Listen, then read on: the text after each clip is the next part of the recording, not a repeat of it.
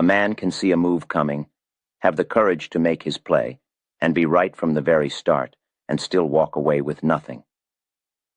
He can be a brilliant analyst of market conditions and a master of timing, yet fail to profit from a historic bull market.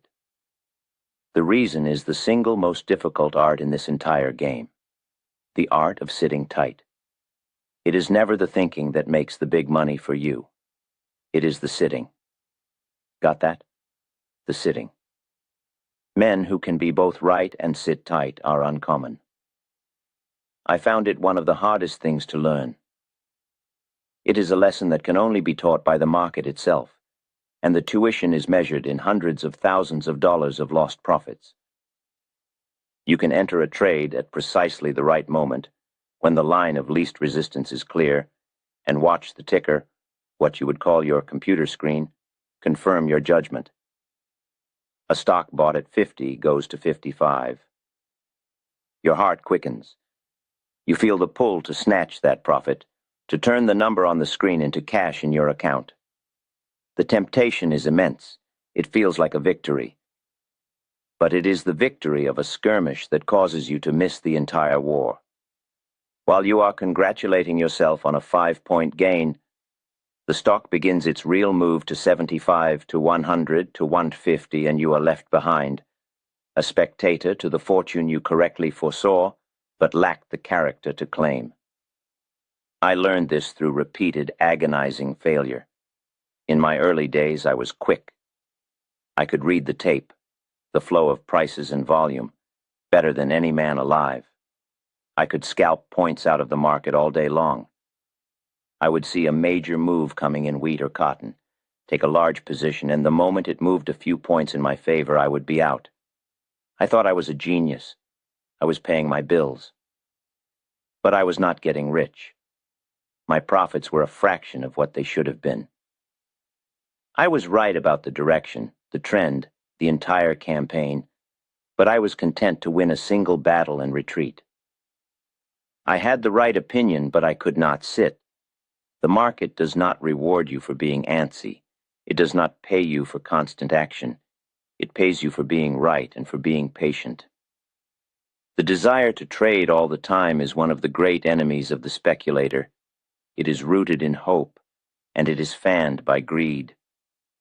You make a good trade and you want to feel that rush again, so you immediately look for another. You miss a move and you want to make up for it, so you jump into the next thing that wiggles. This is the path to ruin.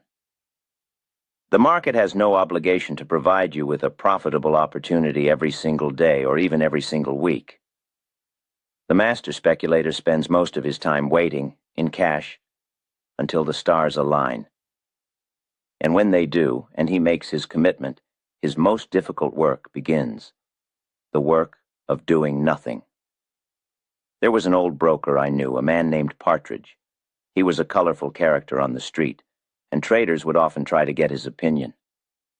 He was known for being stubbornly bullish in a bull market. A young man would come to him and say, "Mr. Partridge, I bought this stock 2 weeks ago and I have a handsome profit. Should I sell and take it?" Old man Partridge, without even looking up from his paper, would peer over his spectacles and croak, "You know, it's a bull market." He would offer no analysis, no price targets, nothing. Just that simple, profound statement. The young man might come back a week later after the stock had a small dip and say, "Mr. Partridge, I'm afraid my profit is shrinking.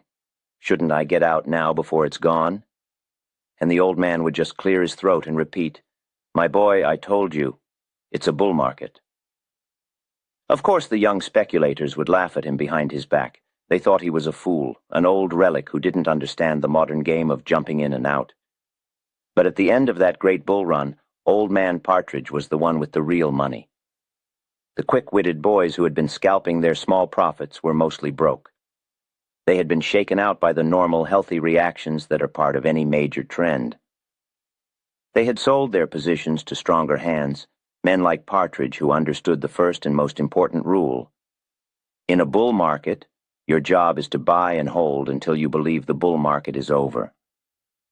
His method was not to be clever, it was to be right and to sit tight. He was not trying to catch the 10-point fluctuations. He was aiming for the great swing, the move that makes you rich. And to capture that, you must allow the market to work for you. You must give it time. Jesse Livermore consistently stressed that Wall Street extracts a heavy cost of instruction for every lesson learned the hard way. Fortunately, the core principles he developed to survive these expensive market penalties were captured for posterity by Edwin Lefebvre in the 1923 masterpiece, Reminiscences of a Stock Operator. It stands as the finest possible literary training ground, allowing you to absorb decades of painful operational experience without ever having to risk $1 of your own capital. To ensure this timeless wisdom translates accurately to the modern computerized arena, we advise seeking out the Max Davidson Annotated edition. Davidson's careful commentary is indispensable for bridging the gap between Livermore's era and ours. A link to this essential edition is provided in the description below. The core mistake is one of perception. The average man does not see a stock as a vehicle for a major trend. He sees it as a lottery ticket for today. He is focused on the wiggles, the minor reactions, the day-to-day noise.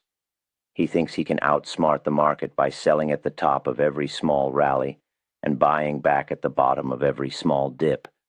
This is a fool's errand.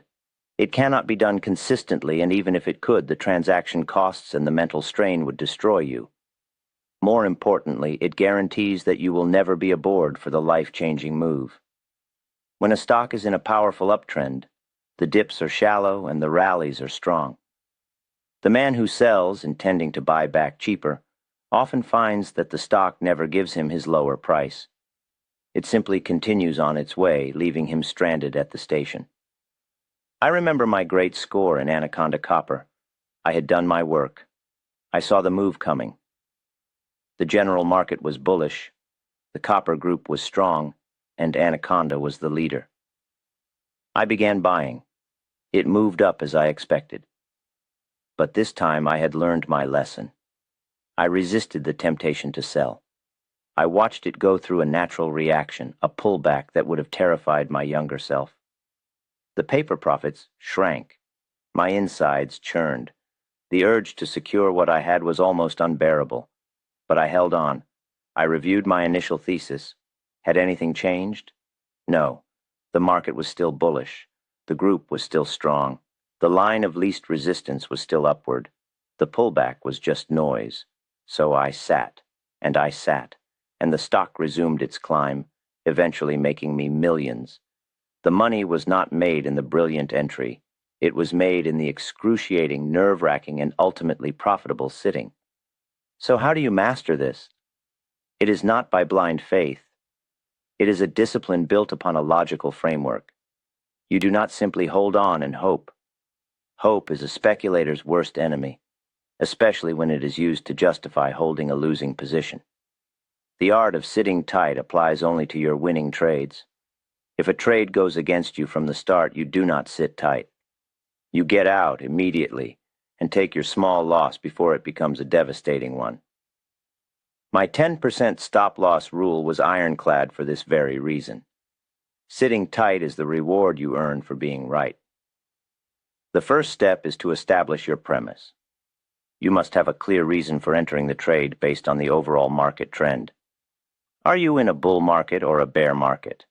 This is the most important question. You cannot swim against the tide. Once you have determined the major trend, you identify the strongest industry groups moving with that trend. And within those groups, you find the leading stock, the one that is moving first and fastest. This top-down approach ensures you are placing your capital where the force is strongest. You make your initial purchase at a pivot point, that is, when the stock breaks out of a consolidation range on high volume, signaling that it is ready to begin its next major move. Now, the trade must prove you right.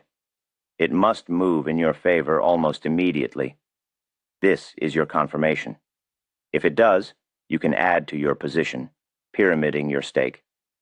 If it does not, or if it quickly reverses, you exit. You are wrong, and there is no shame in that. The shame is in staying wrong. But let us assume you are right. The stock moves up. You have a profit. Now the real test begins. The stock will not go up in a straight line. There will be reactions. There will be pullbacks. These are designed by the market to shake out the weak hands, the speculators who are in for a quick gamble. They see their profits shrink by a few points. They panic, and they sell. They give their shares to the professionals, who understand that these reactions are healthy and normal. This is where you must learn to be a professional. Your only reason for selling a profitable position is a definitive danger signal. It is not a hunch.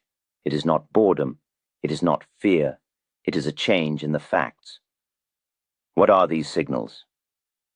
First, the action of the stock itself. Does it have a blow-off run, a vertical climax on enormous volume, and then close near the lows of the day? This is a key reversal, a major warning sign that the trend may be over. Second, the action of the leading stocks in the group.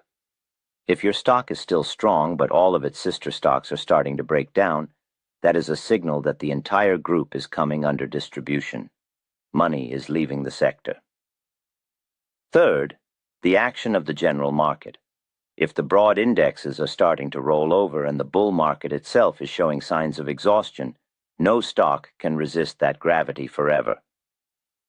Until you see one of these clear, factual reasons to sell, your job is to do nothing. You must ignore the newspapers, the television pundits, the rumors from your broker. You must ignore the fearful voice in your own head that tells you to lock in the profit. Profit is not locked in until the trend is over. Your goal is not to sell at the absolute top. That is impossible, and only liars claim to do it. Your goal is to capture the great middle part of the move, the big swing. To do that, you must be willing to give up some profit at the top and some at the bottom. The man who tries to get every last point will end up with no points at all. Think of it mathematically. A speculator who makes 20 trades, scalping a 5% profit on each, needs to be right an astonishing number of times just to cover his costs and the inevitable small losses. And one bad trade can wipe out 10 good ones. But the speculator who finds one great stock in a bull market and rides it for a 100% gain has made a fortune with a single decision. His risk was managed at the entry, and his profit was maximized through patience. He did not need to be a frantic, screen-watching madman. He needed to be a calm, patient observer of the trend. This requires you to change your entire mindset about what trading is. It is not a job where you are paid by the hour or by the number of clicks. It is a business of calculated risk and immense patience. It is more like farming than it is like hunting. You do your research, you prepare the soil, you plant the seed at the right time of year. Then you wait. You let the sun and the rain do their work. You do not dig up the seed every day to see if it is growing. You trust the process. You wait for the harvest. The stock market is the same. The big swing is your harvest, and it only comes to those who have the discipline to wait for it. Therefore, the final rule is this. After your initial analysis and entry, your active work is largely finished. Your new and more difficult job is to exercise paid patience. You must give the trade time to mature. Do not be frightened out of a winning position by minor fluctuations. Do not sell simply because you have a profit and are afraid to lose it. Hold your position until you see a clear, factual reason that the trend has changed. The market pays for correct assessments of the main trend, not for nervous agility. Master the art of sitting, and you will have mastered the art of speculation. Fail to learn this, and the market will drain your account with 1,000 small commissions and 1,000,000 points of missed opportunity. That is the unforgiving truth of this game.